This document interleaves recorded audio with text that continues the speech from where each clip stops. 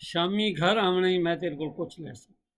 یہ والا فکرہ تقریباً ہر بندے نے سن رکھا ہے. اب یہ ایک تقیہ کلام ہے کہ شام کو آپ جب گھر آئیں گے تو میں آپ کو بتاؤں گا کہ آپ نے دن کو کیا کیا ہے، نافرمانی کی ہے یا جو بھی آپ نے زیادتی کی ہے. شام کو پھر آپ نے گھر تو آنا ہی ہے لوٹ کر، اور آپ نے کہاں جانا ہے ہم آپ سے پوچھ لیں گے. اب یہی بات اللہ رب العالمین، یہ سورۃ یونس ہے اور آیت نمبر 4 آپ کے سامنے میں پڑھ رہا ہوں. الیہ مرجعکم جمیعا وعد اللہ حقا، الیہ مرجعکم، اسی کی طرف تمہیں لوٹ کر آنا ہے. الیہ، اسی کی طرف، مرجعکم، تمہیں لوٹنا ہے. جمیعا، تم سب نے. وعد اللہ حقا، یہ اللہ کا پکا وعدہ ہے.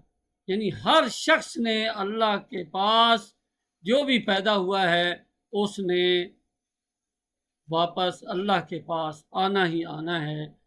انہو یبدأ الخلق، انہو یبدأ الخلق ثم یعیدہ، وہ بے شک وہ، انہو بے شک وہ، یبدأ الخلق، مخلوق کو پیدا کرتا ہے، ثم یعیدہ، پھر اس کو دوبارہ لوٹائے گا، یعنی اس کا اعادہ کرے گا، اس کو دوبارہ اٹھائے گا.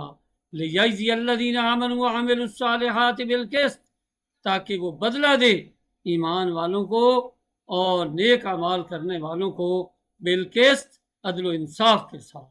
یعنی عدل و انصاف کے ساتھ بدلہ ایمان والوں کو دینے کے لیے اس نے پوری امت کو جمع ضرور کرنا ہے.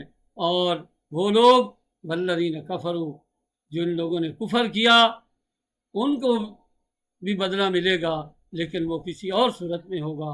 لہم شراب من حمیم، ان کے لیے کھولتا ہوا گرم پانی ہوگا. وعذاب علیم، اور دردناک عذاب ہوگا. بما کانوا یکفرون، بما کانوا، جو وہ تھے، یکفرون، کفر کرتے. تو گویا اللہ رب العالمین نے ہمیں ضرور جمع کرنا ہے. ہم نے ایک نہ ایک ٹائم اللہ کے پاس اکٹھے ہونا ہے. تو ہم کیوں نہ آج سے تیاری کریں، آج اٹھیں، تیاری کریں، جمعۃ المبارک کی تیاری کریں اور جمعے کی نماز کو پڑھیں، مولوی صاحب کی تقریر کو سنیں، عبادات کے اندر مشغول ہو جائیے. ہو سکتا ہے یہی آج کا جمعہ، آج کے دن کی عبادت ہمارے لیے نجات کا باعث بن جائے. اللہ تعالیٰ عمل کی توفیق عطا فرمائے.